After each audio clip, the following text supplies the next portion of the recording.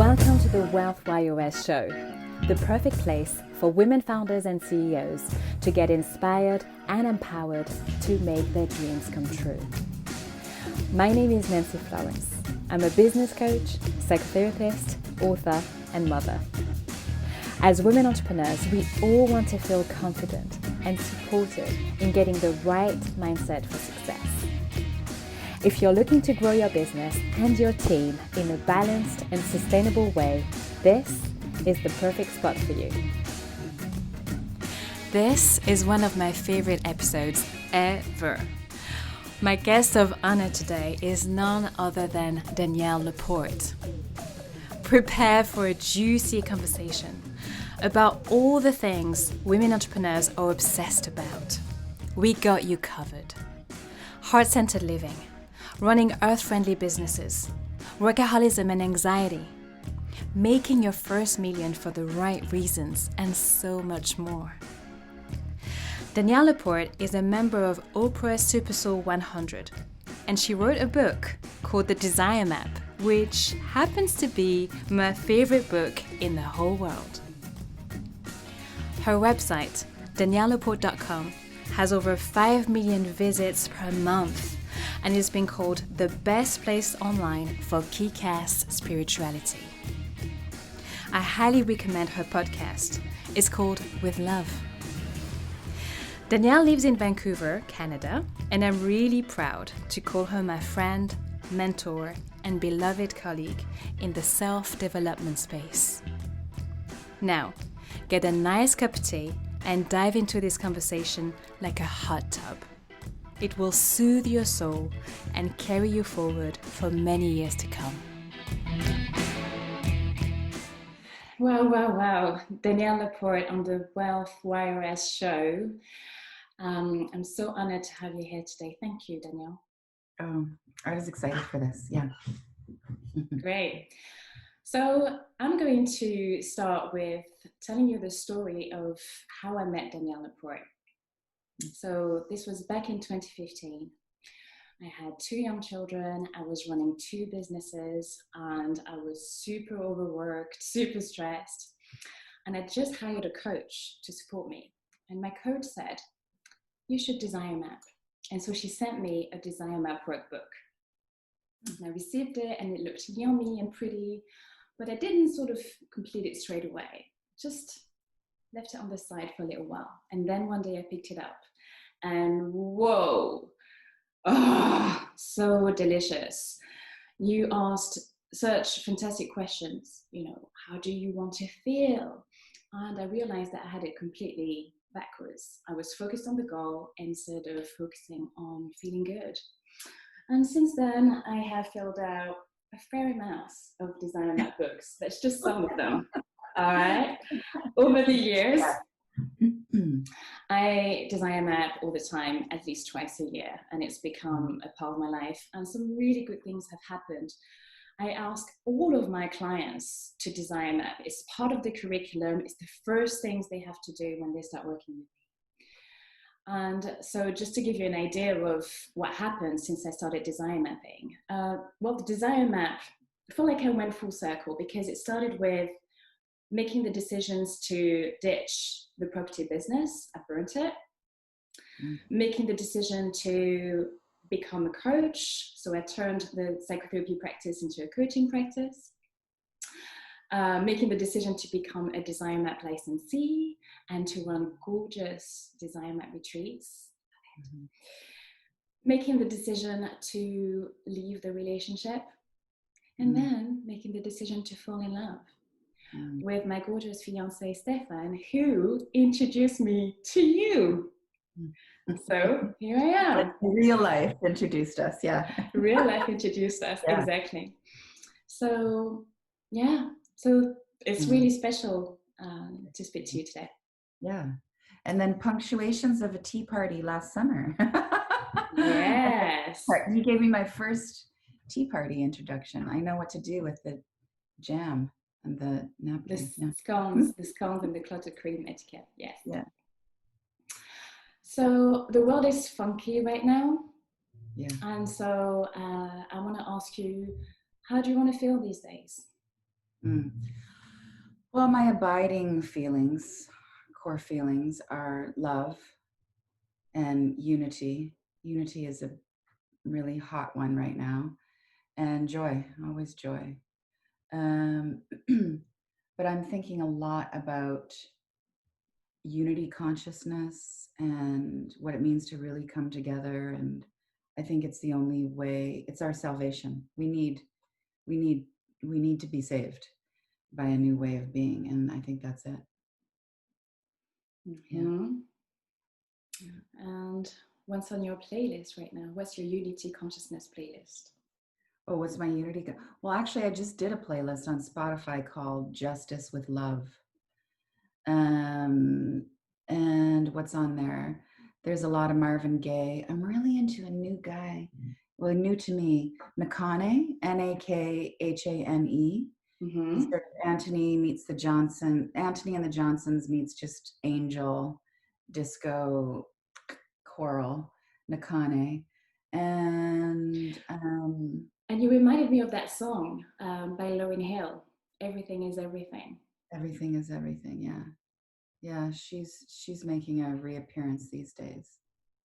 Yeah, interested in hearing themes and songs of, like, social movements that have been around for a long time. Same themes, still struggling with the same things. Yeah. Mm-hmm. Mm-hmm. I want to talk about heart-centered living. Mm-hmm. So, as you know, I work with a lot of women entrepreneurs who are super focused on their business, super ambitious, super fierce, but also living, and more specifically, heart-centered living. And I know that you have a fantastic program designed specifically for that. Mm-hmm. I want to know, heart-centered living, what does that look like for you these days? Mm-hmm. Heart-centered living is about devotion to higher love, and it's about we have free will, so you get to make up what devotion looks like for you. But there is a clear, deep, resounding commitment to this can be a tricky word for some of us, but to live a virtuous life. And by virtue, I mean all the virtues that there are, those higher vibration states of being, come from the heart space. It's not an intellectual exercise. It's all heart center space chakra. It's love, compassion, generosity, joy, inclusiveness. I think gentleness is a virtue. I don't know if patience is actually a heart virtue.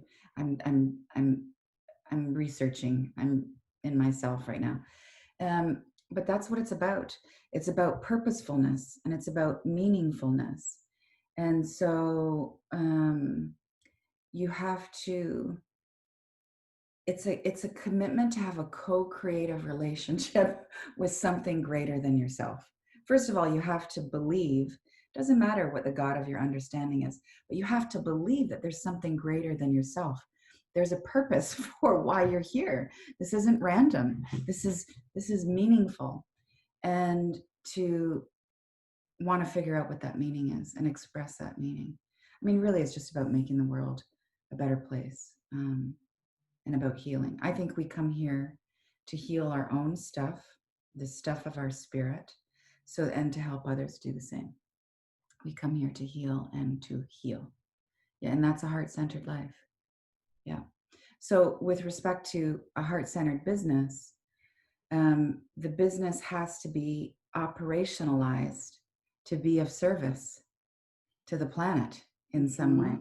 I am feeling really fierce about it now. Like, it's just, if you're just making widgets and gadgets to turn a profit, to buy more stuff, or to feel like you're more valuable, you're actually part of the problem. And we have a big problem. I mean, we're swimming in overconsumption and immorality and all these illusions about lack of worth. Everybody's worthy. You're worthy. So how can you use business to alleviate suffering and amplify joy and clean up and honor the ecosystem, to really get aligned with, I mean, really, really, if we want to get down to it, business has to be in honor of Mother Earth. Yeah.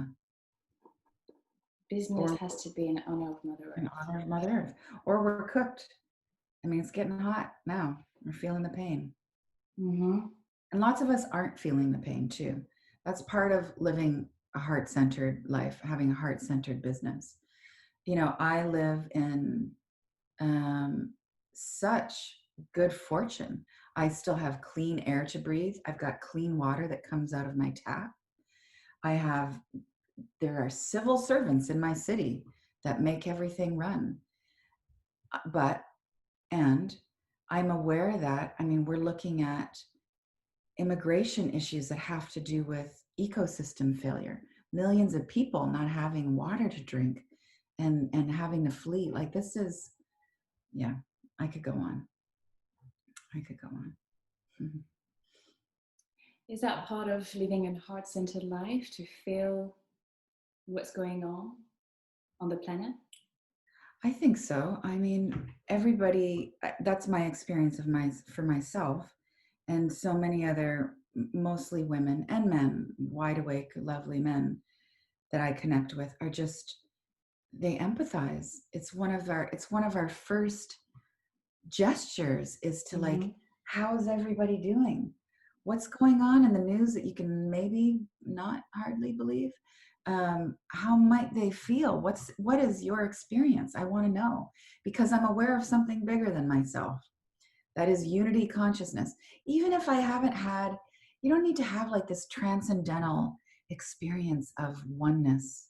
You know, you don't need to have like this lightning samadhi bolt of like, I experienced that we were all one. You don't have to get, you just have to want to understand that. Like, just want to move towards, we're all connected, one human race, all sharing the space at the same time. Wow, how do you feel then? Where does your pain come from? Where does your joy come from? How can I help you? If you hurt, I hurt. Yeah.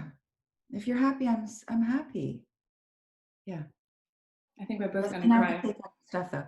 What's that? You're going to cry? Oh, I think we're both going to cry. Yeah. We'll cry for sure. Yeah. Give me what you've got on patience. I hear it's not fully formed, but I'm curious about your reflections on patience. Well, I mean, so many mystics say it's a virtue, like it's one of the secrets. Devotion, yeah, I get that. Patience, I get that. I get it. Hasn't been one of my virtues. I think where I'm at now is,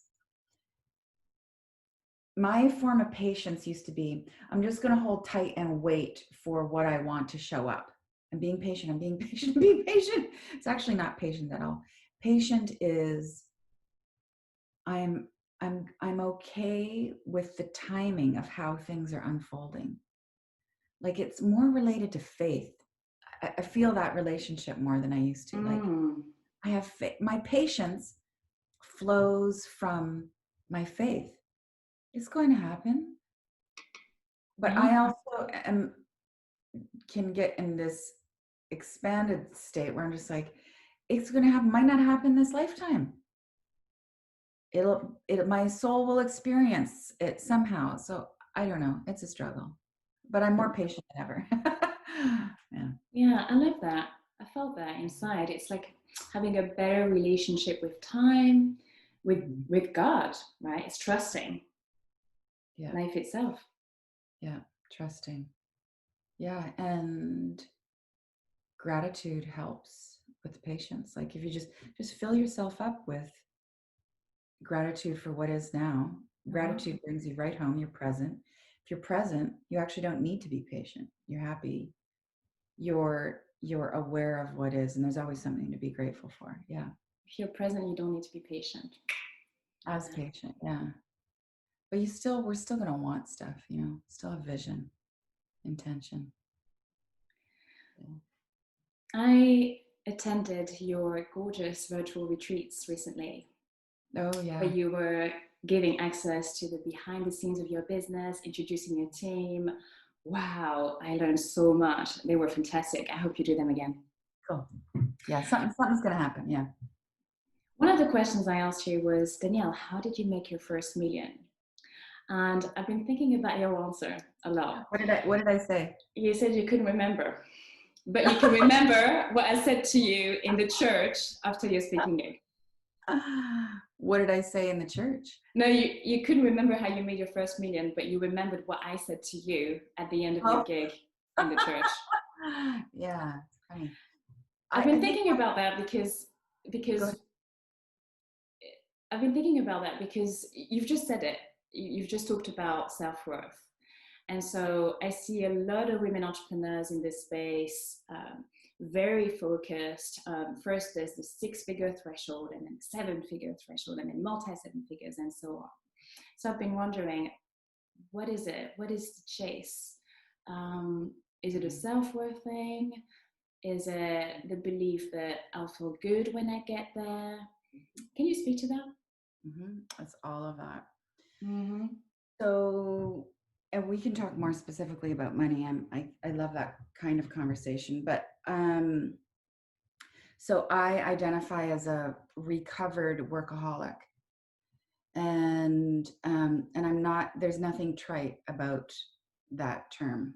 We throw it around like, oh, workaholic, and it's a bit of a badge. It's not a badge. It wasn't a badge for me. It was coming from a place of, it was coming from an unhealed wound all around, like I have to earn my keep, or I have a lot of Catholic residue about a punishing God. Things I needed to do to be worthy. And it just helped affirm this story that like I was separate from something greater than myself, that I couldn't have what I want, that I wasn't worthy. So working a lot, all the time. Even if I wasn't working, I was working. I was just, I'm going to watch this documentary and somehow turn it into a post. Just like constant bettering myself. I used to, I have a whole day planner line. I would just carry my day planner everywhere and just kind of be with it. Like, where am I going? It's just really addictive. And then finally I had a real meltdown, dark night of the soul a couple of years ago. And some anxiety had surfaced. I was having panic attacks. And I had never, ever, I didn't even know what a panic attack was. And I had said to my psychotherapist, who was really on speed dial at that time, there was a period of about 3 months where she let me text her because I was so on the edge. And she said, Danielle, you've been managing low-grade anxiety your whole life through work. That's how you managed it. Never came up because you just kept writing and achieving and making and making and making. So all of that got healed. I went deep into like shadow stuff and my relationship with God and gratitude and punishment and all of that, and made incredible strides. I mean, it was really just a rebirth. But what I have found out is that that story is not new. And I bet you there is a handful of women right now who are your clients and who are listening to this, who are experiencing some version of that. And I know it to be true now with all the women who have come forward and said, I have anxiety issues, I'm on antidepressants, I'm fixated with time management. It's one goal, I'm never happy when I get there. And it's just it's so easy to say when you're on the other side. But wealth has, you better get clear on why you want to make money. Because if you're not clear on your why, you will burn out or you will not feel great when you make it. It's got to be connected to the higher purpose, or it becomes poisonous. Yeah. So know your why. And then go make it. But keep knowing your why. Like, do you want me to talk about money in my business? Sure. Okay. So we have what we call a Be Well number. So a Be Well number is also known as your break even or your keep the lights number on, but I don't like either of those terms. So just like, how much money do we need to make in this next 12 months to be well, so that everybody is well paid, so that ideally we have 6 months of runway of burn money in the bank, so that we can hire, if we want to do a new project and redesign a website or something, we've got enough money to go hire like the best firm. So what's our Be Well number? And this year, with so much disruption in 2020, more than ever before, we are sticking to that number. There's things we could do to work harder, work faster, work on weekends, cram a project in. Like, think we could fit it in? Yeah. But we think, no, if we just do these 3 things on our plate, we will make our Be Well number this year. And everything else is a gift. Everything else is just pure delight. Anything above that Be Well number. And we've been really in it in the last month of just, it's been very tempting to say, oh, let's do that new thing. Like, no, space. Because it's very hard. It's harder right now to actually be well. It's very challenging right now to stay centered, to commit to simplicity. Everybody's nervous systems are challenged. So the mother has said, everybody, retreat, simplify, unify. So it's tempting to do none of those things in a business so you can make more money. And I think it's also important to say in this conversation, I don't have millions of dollars in the bank. I don't have $1 million in the bank. The company there's been rough years up and down. Sometimes we're profitable. Sometimes we're not. There's been a lot of disruption in the world and in my business. We're good, but I'm not saying let's simplify and take it easy and do fewer projects because we're flush. But I'm saying that I'm choosing that for all of us because that's the guidance. That's what's required. Oh, I love that. It's about sustainability. Yes. Wellness, health. Yes. Yeah. And guess what? More money than ever is coming. We've chosen ourselves in a more profound way this year, and everything is growing. Visibility is up. Profitability is up. So obviously cash flow is up. Efficiency is up. The team is smaller than ever, closer than ever. Strong. It's very strong. Yeah. Beautiful. Yeah. As you're speaking, I'm thinking about my clients and feeling intuitively into the next question. And some of them might be asking themselves, well, okay, as you said, you're on the other side. You've already had a lot of years in the business. You've already, crossed some thresholds. But what about where you're in the grind? What about the first 5 years, the first 5 to 10 years? Can you rest? Or do you have to wait until your team grows from 4 people to 10 people? Like, is it possible to be well as you're growing? Or do you have to wait to get there first? You have to rest along the way. You have to be well along the way. Or when you get there, you're going to be so fried. You're going to, you're just going to be fried. You're not going to enjoy it. You're not going to think clearly. You're not going to be as much service to the world. And I super get this is easy to say when, like, I have a foundation and I've been doing this for 10 years. I get it. And I had people kind of in my position say similar things like, don't burn out and it's not about the money and all that. Things are changing. Things have to change. We have to do things differently. Like, the planet is in peril. Our nervous systems are in peril. Like, who cares? Like, whatever for motivation, whatever for making your first million. Like, listen, I'm walking my talk. I have said to my girls, like, I have a number in addition to the Be Well number. I always know if we folded everything up in, that day, how much would I owe the bank? So you could strip away all my people and I would still be living pretty simply. Like, so it's important to like keep saying that. Never, one thing a fellow female entrepreneur said to me, we were saying, yeah, they made $1 million or 1.8 or something that year.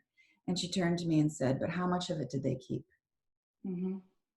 And I just like, that's it. It's how much are you really making? So there's all sorts of, there can be motion, there can be scalability. Let's go back to your question about rest.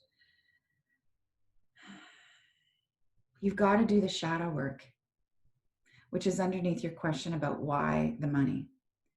Once you heal your wounds, your terror, your shame, your father issues, your mother issues, your abandonment, your separation issues, all the reasons that you strive from an unhealthy place, then you're going to get clear on, and that takes work and that takes courage. And you might not be able to work for 3 months and you might not be able to make your first $1 million, but your first $1 million is not the fucking priority.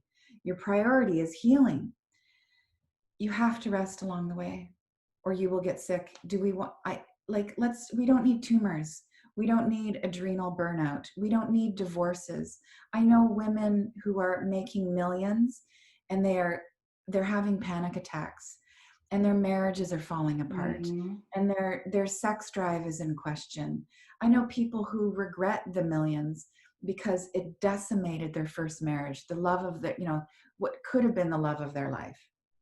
So just, it's real, like there are people who can flatten your learning curve to say it's not about the money. And money is beautiful. Like this goes back to the why. Like I want to make many millions, continue to be prosperous. I'm looking forward to a $26 million year. We are far from that, but that's what I always hear. It's $27 million year and giving away most of it. Like I want to plant millions of trees. And I'm at the point now where when I say my prayers, I don't specify dollar amounts. I'm just like, I want to be a conduit for love. I want to be a vehicle of light and of consciousness. I want to help millions of people find ways to heal. And in doing that, I'm so grateful. I just pour on my gratitude for safety, protection, for abundance, for cash flow, for everyone on my team being healthy. Protect my bank accounts, protect my social media accounts, protect my home, protect my immune system. And I give thanks for all that protection. And then let's go. Thank you for the prosperity that this brings. And I watch it come in. I see it come in my vision. Sell hundreds of thousands of books, hundreds of thousands of downloads. But I see all of that as points of light on the planet. I don't see it as dollars. I see it as points of light. And I am okay if it's the Creator's will that I have none of that. I'm going to have to be okay with it, aren't I? Mm-hmm. So, but I live with this is how desire works for me now. Tell me what to desire. What's the intention? I just want the right things. And I struggle deeply with this. Existential angst is a real thing for me. So I pray to be of service with joy. And then I'm just grateful for all the abundance that comes. And I want more abundance. I want more money. But the intention, the prayer is that it's inclusive manifesting. Mm-hmm. The more, and I say this to my guides, to my angels, I say, the more you give me, the more I can give. Mm-hmm. Help me receive because I want it for myself. I'm a child of God. I deserve abundance and protection and organic food and clean water and to not worry and all of that. I want to take care of my parents and my friends and all of that. So, but give me more and I'm going to use it well. I will use my gifts on behalf of something higher. So bring it. Mm-hmm. Let's get to 27 million. But I am not going to get there from an unhealed place. I am not going to get there burned out. I must be well. We must be well now. Yeah, because it is going to get, I think it could get even in increasing degrees harder to be well on this planet. And I think our, unseen forces will help us adjust. I think our nervous systems are adjusting in the best way. We are adapting. Our energy bodies are adapting to electromagnetic frequencies and demands and all of this. But I have something else to say about manifesting. Sure. You're the ultimate wealth YOS. And thank you for paving the way for a new way of doing business. There's got to be a new way. We all know somebody who is a manifester, like a baller. They get it. They have the vision board, and they get the car, they get the 6, the 7 figures, they get the stuff. And they get on YouTube and they talk about how they had it on their vision board, and then they were driving down the street and there was a house and they bought the house with cash. Yeah. It doesn't mean that they're healthy. It means they're good manifestors. So they can still have anxiety issues. They could still feel deeply disconnected from something higher. They could still be having empty, vapid relationships. Still be a lot of unfulfillment there. So you can be a baller manifester and not be fulfilled. Mm-hmm. This goes back to how you want to feel. So manifesting is it's a science. It's a technology. Have the vision. Be clear about the vision. Feel that vision. Feel yourself. Create the vignettes of manifesting. You're seeing yourself transferring the money from one account to another online. Feel that day. Feel it. How's the air feel? Yeah. And then you tend to that vision on a daily basis, and you give thanks. You give thanks for that possibility manifesting. It's a science. But what we're being called to, the next evolution, I mean, real wealth warriorship, especially where the divine feminine is concerned, is to manifest on behalf of everybody. Mm-hmm. So that it's not just about what you can get, because you can get it. You can get it. It's about getting it so that you are more well and lit up, and so that you can serve. And what can you get that can help everybody else? Like, I would love to see on people's vision boards, in addition to a beloved relationship and money and the children you want and all that, how about pictures, images of healthy forests and racial unity and neighbors hugging and clean running water? You want to be part of manifesting that. It will change your life. You will be so fulfilled. Yeah. And there's people on the planet who already think that way. I see it when I speak to my team in India and we do check-ins. Their check-ins are not about themselves. They're about the collective. They already have this collective mindset. Oh, well, my uncle is going through this and my mom is going through that. And I see the difference. It's gorgeous. So this goes back to what you were sharing about the triple bottom line. So the money you make goes to your team, you and your team. It goes to your customers. You give so much back to your customers. And then philanthropy. Mm-hmm, mm-hmm, mm-hmm.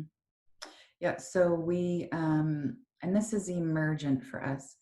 So we use a lot of different products as fundraising vehicles. So like you buy a meditation kit, $5 gets put into our philanthropy account. And then what we've done in the past is we divided that 3 ways. A third went to V-Day, Eve Ensler's organization to end violence against women and girls. A third went to Charity Water. So we've already built a well. I'm saying that because I'm going to tell you why we shifted things. And then a third we just kept in an account for natural disasters. So if there was a hurricane and we needed to donate money to the Red Cross, we would do that. I'm shifting things. So now I want to concentrate all of our dollar giving on trees, because we need oxygen. So I'm really like, you got to hone in.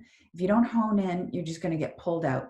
So you give $100 here and $1,000 there and $50. Yeah, focus. I learned this when I worked at the Body Shop.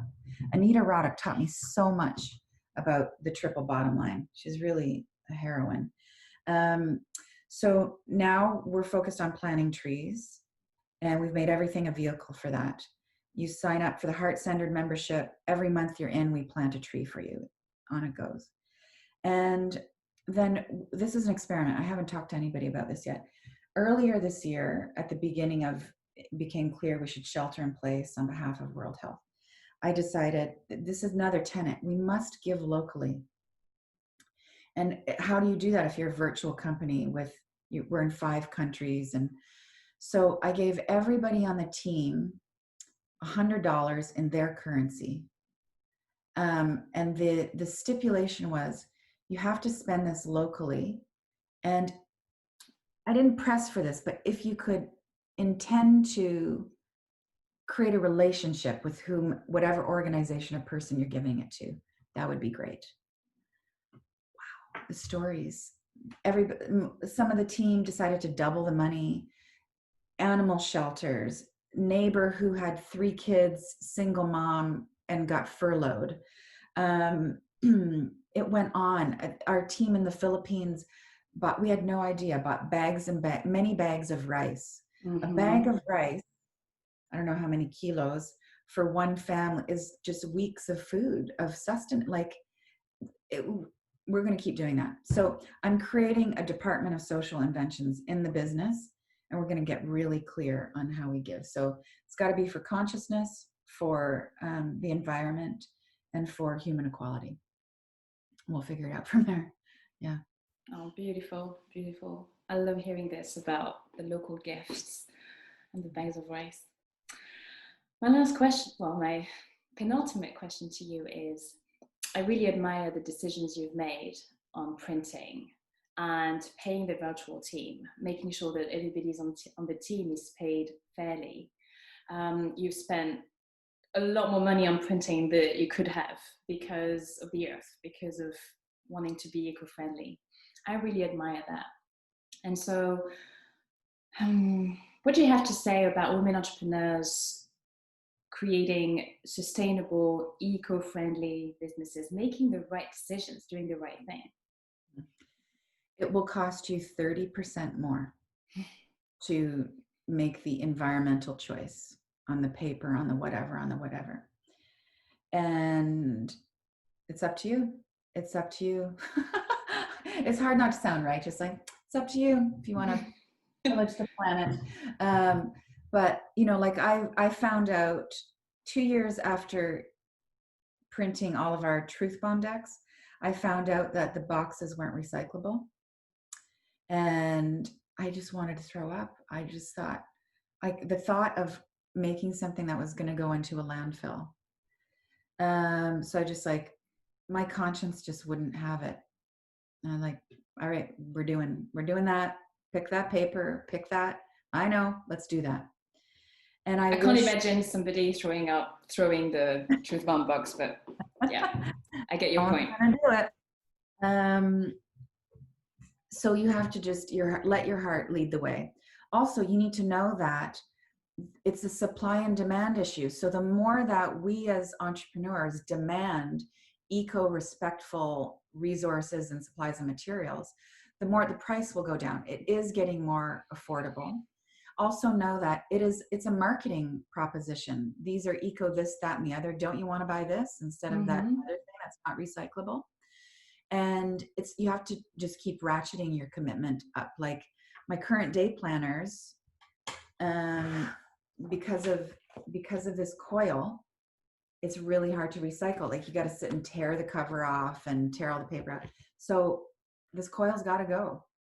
And it's inconvenient having being in integrity, because the team's like, we designed this. We just finally got to the process. No, it's got to go. I find a new binder, find a thing that doesn't have a metal impediment in it. Yeah. Beautiful. I look forward to it, seeing the new design next year. You have so much courage, Danielle. Hmm. Yeah. No, I just have a guilt complex. Oh God, all the Catholic guilt comes in handy.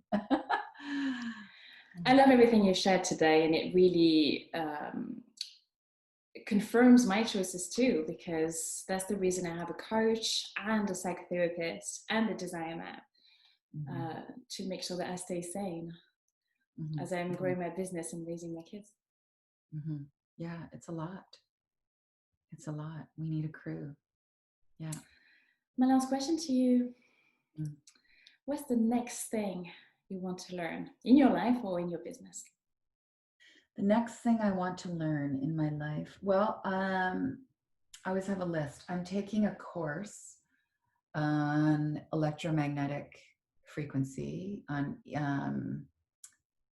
EMF, everything, because I want to know what's happening with 5G and how to just clean up the frequency pollution that is actually a very big deal. We're living essentially in a microwave. So I want to know about that a lot. I want to know more about salt. I don't know why, but I want to know more about salt. And I'm also taking a course. I mean, these are very literal learning things. My son and I are taking a course on soil regeneration with Kiss the Ground. So the EMF course is with Dr. Kathy Yao, EYEO. And I'm taking the Kiss the Ground course on soil regeneration. I just got to learn how to just want to grow enough vegetables for myself, just to feed like 4 people. That'd be great. We need to be more connected to the earth and more self-sustained. Yeah. So garden, unplug your Wi-Fi at night, do your shadow work.